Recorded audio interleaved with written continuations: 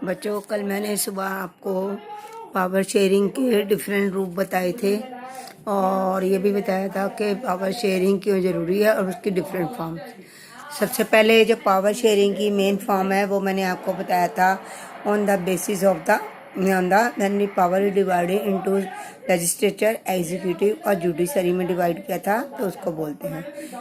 इसमें क्या होता है, जुडिशरी यानी विधायिका नियम बनाती है, एग्जीक्यूटिव यानी कि कार्यपालिका उन नियमों को लागू करती है और जो जुडिशरी है, देखिए अगर जुडिशरी ये देखती है कि न्यायपालिका हमारी ये देखती है कि जो लेजिस्लेचर लॉ बना रही है वो एग्जीक्यूटिव उसको पूरी तरह से लागू कर रही है, क्या उन दोनों के बीच में कोई डिस्प्यूट तो नहीं है।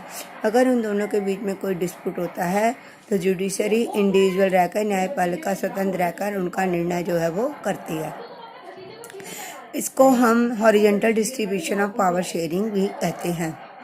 और देखिए इसका एक और नाम भी है जिसे हम चेक एंड बैलेंस भी कहते हैं। चेक एंड बैलेंस का बेटे मतलब होता है कि चेक करना कि क्या एग्जीक्यूटिव कोई ऐसे गलत लॉ तो नहीं बना रही और एग्जीक्यूटिव उनको पूरी तरह से लागू कर रही है, लेजिस्लेचर सही लॉ बना रही है, एग्जीक्यूटिव इनको पूरी तरह से लागू कर रही है।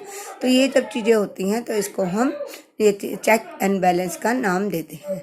सेकेंड रूप है when power is divided into the different state, central government, state government and local bodies. Central government पूरे देश के लिए होती है, स्टेट गवर्नमेंट राज्यों के लिए होती है और जो हमारे विलेजेस हैं, जैसे ग्रामीण क्षेत्रों में भी हमारा गांव वाला देश है, तो वहाँ पे भी जो है लोकल पंचायती व्यवस्था जो है वो काम करती है।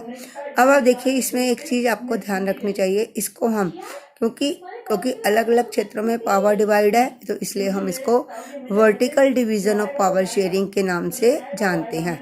यानी वर्टिकल यानी शाखाएं, यानी कि अलग अलग क्षेत्रों में अधिकार जब दे दिए गए हैं। तीसरा जो है हमारा है लैंग्विस्टिक एंड सोशल ग्रुप्स होते हैं। अब आप देखिए हमारे देश भारत जैसे देश में जो है मेजॉरिटी भी है, माइनॉरिटी भी है, ओबीसी भी हैं, एसटीसी हैं और डिफरेंट लैंग्वेज ग्रुप्स भी हैं, डिफरेंट रिलीजियस ग्रुप भी हैं।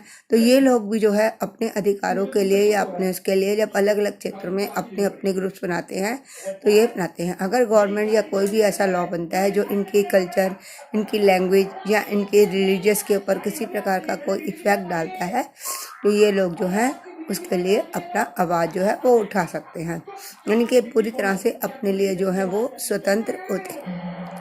फोर्थ मैंने आपको बताया था when power is divided into the political parties, social groups and the movements. अब आप देखिए पॉलिटिकल पार्टीज जो होती हैं उनका मेन होता है वो एक जैसी आइडियोलॉजी को लेकर, एक जैसे विचारधारा को लेकर जब लोग ग्रुप बना लेते हैं तो वो पॉलिटिकल पार्टीज होती हैं। इनका मेन मोटो ये होता है we take part in the election, win the election and run the government. और ये हमेशा ऐसे नियम बनाते हैं जिससे public has to be satisfied, जनता जो है खुश रहे उनके द्वारा बनाए गए नियमों से। उसके बाद आता है प्रेशर ग्रुप्स। प्रेशर ग्रुप्स क्या होते हैं, आपने देखा होगा डिफरेंट लेबर ग्रुप्स होते हैं, स्टूडेंट ग्रुप्स होते हैं, डॉक्टर्स के ग्रुप्स होते हैं, ट्रेडर्स के ग्रुप्स होते हैं। अब सरकार इन लोगों के लिए भी समय समय पर नियम और कानून बनाती रहती है। अब ये जो है अगर कोई भी गवर्नमेंट अगर कोई ऐसा नियम बनाती है जिससे ये ग्रुप्स, अगर डॉक्टर्स के लिए कोई रूल बनाया है या इंजीनियर्स के लिए कोई ग्रुप बनाया है, टीचर्स के लिए कोई ग्रुप, कोई लॉ बनाया है और जिससे वो सेटिस्फाई नहीं है तो ये अपने ग्रुप की डिमांड के लिए आवाज़ जो है वो उठाते हैं। इसके बाद बेटा आता है हमारा जो है तीसरा आता है मूवमेंट। मूवमेंट का मतलब होता है आंदोलन, यानी कि आपने देखा होगा कि जब हमारा भारत गुलाम था तो हमारे नेताओं ने जो था भारत की स्वतंत्रता के लिए प्रयास किया था और जिसके परिणाम स्वरूप हमें स्वतंत्रता मिली थी। मूवमेंट्स क्या होती हैं, जो एक विशेष इशू को लेकर चलाई जाती हैं और जब वो इशू पूरा हो जाता है वो मूवमेंट समाप्त हो जाती है। तो इस प्रकार से इसमें मैंने आपको बताया पावर शेयरिंग क्यों ज़रूरी है। पावर शेयरिंग के 4 फॉर्म्स हैं। पहला on the basis of the legislature, executive व जुडिशरी।